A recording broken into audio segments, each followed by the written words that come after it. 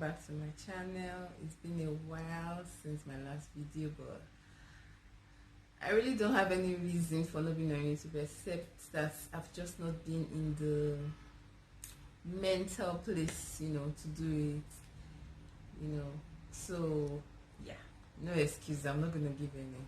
So welcome to my channel, and for all my new subscribers, welcome, and it's good to have you here. My daughter is behind the camera and she's asking me like, Mom, what are you going to be talking about? Honestly, I don't have flies. I don't have any planned topics, but I just want to talk about what is going on in our world today. Everywhere in the world, everybody is going through pretty much the same thing. COVID-19 is terrorizing the whole world. And as much as it is, difficult, we're all on lockdown, everybody's in the house, nobody's going anywhere, our businesses are, shut down. Pretty much everything has been shut down. But for me, I think I'm a little bit more worried about what comes after. I'm talking about the other side of COVID-19. Let's face it, guys, the world is going to change forever. There are a lot of things that are going to change and are not going to go back to the way they were before. If you doubt me, let's talk a little about the Spanish flu. After the Spanish flu, there were signs everywhere that said no spitting in public, and hygiene generally changed. There were some courtesies that were now put in place based on what happened during the Spanish flu. I mean, who would have thought that spitting in public was okay, that you need a sign to tell you don't spit, So the world is going to change, and I just want to talk about a few things that I think might change now. Well, as I was saying, I feel like we need to think more about what's going to happen after COVID-19. A few things have happened in the last few days that have been shocking. One is oil. A barrel of oil was selling for minus $37. That's negative $37. What that means is, I am selling oil, you come and buy a barrel from me, you collect your barrel, and I give you $37.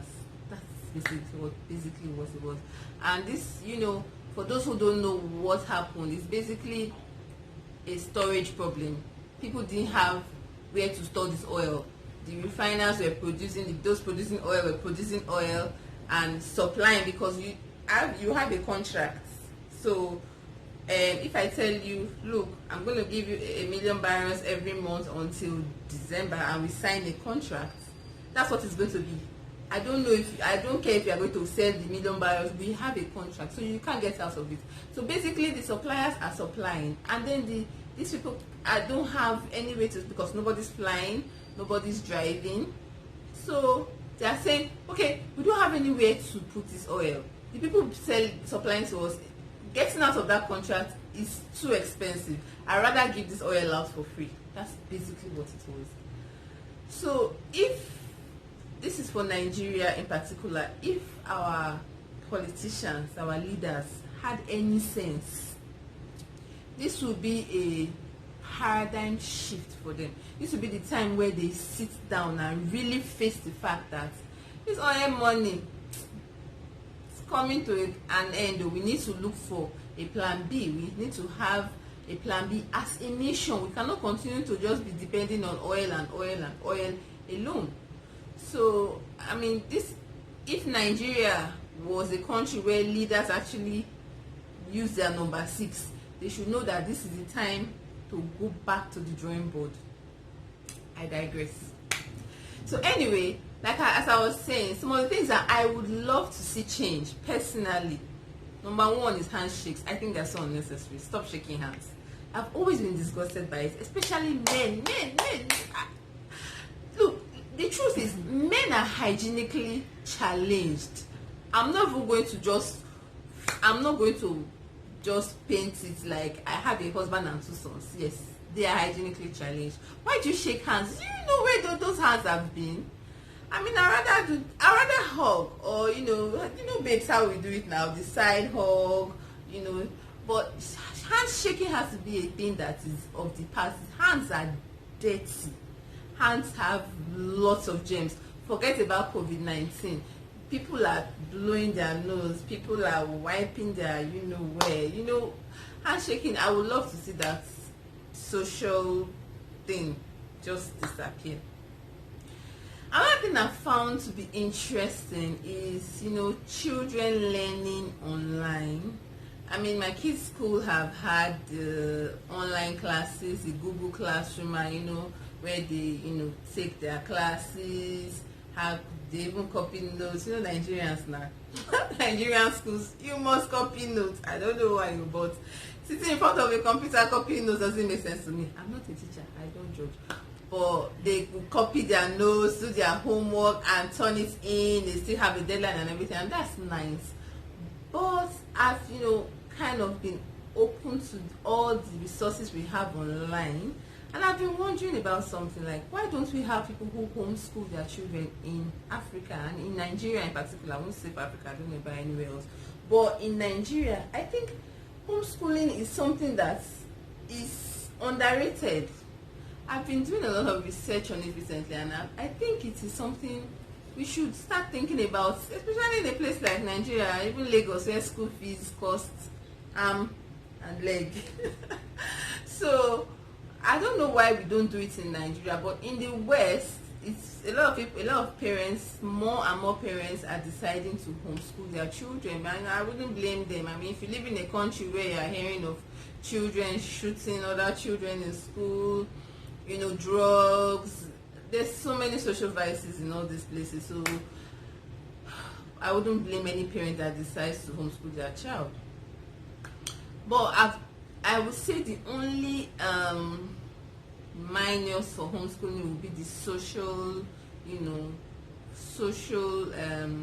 life of the child, and how the child is going to develop social etiquette and all of that.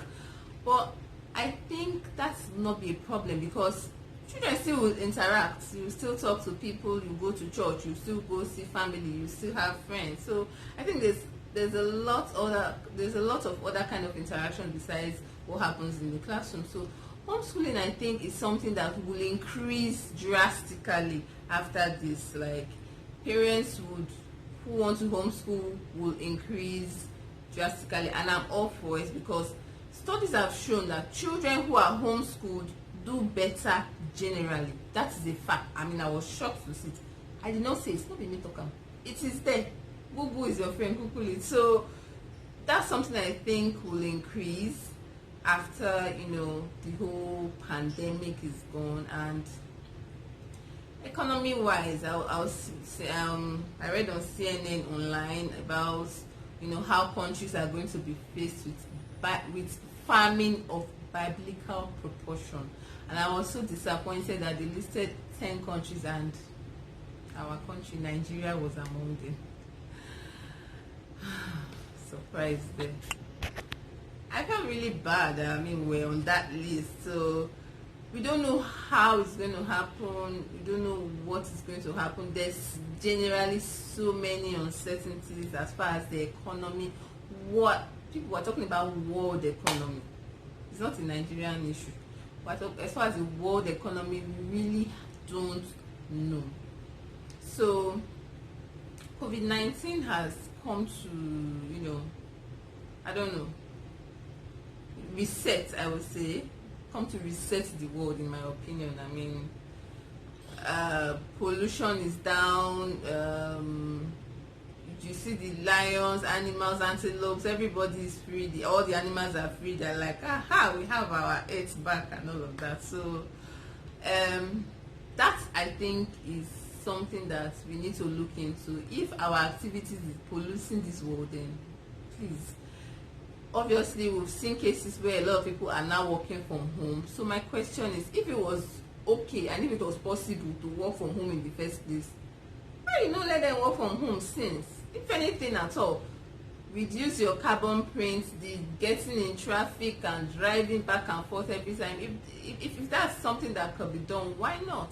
I mean, why haven't we been doing this thing since? Why did it take a pandemic to now say work from home? You know, the banks are still working, our ATM cards, you know, are still working, we still do online transfers, we're still banking, even though you can't make like deposits or cash withdrawals from the bank, but you can do it from your ATM. So the world is still moving to some extent. So another thing I think, like speaking of that, I think working from home would be a more common, a more accepted concept in the new world. I say new world. Well, after Corona, it's going to be a new world, though, honestly. Yeah. So I'm laughing because my daughter was asking me before she started shooting the video. She was like, "Mom, what are you going to say?" I really don't know, but I just wanted to vent. I just wanted to, you know, talk to my peeps, my 700 and something subscribers. I love you so much.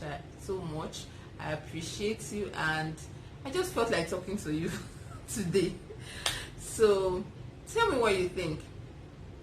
Tell me what you think the effect of COVID-19 is going to be in your country, in the world at large. You know, is there anything you think I missed out? Let me know, and then let me know how it's affecting you wherever you are. We know how it's affecting us here in Lagos.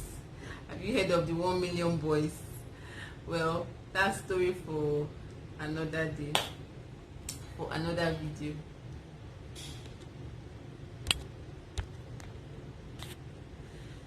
So that's it for my video today. It's very nice talking to you. I actually feel good talking to you guys about it. So thank you for listening. Thank you for watching my video. Don't forget to like, don't forget to subscribe.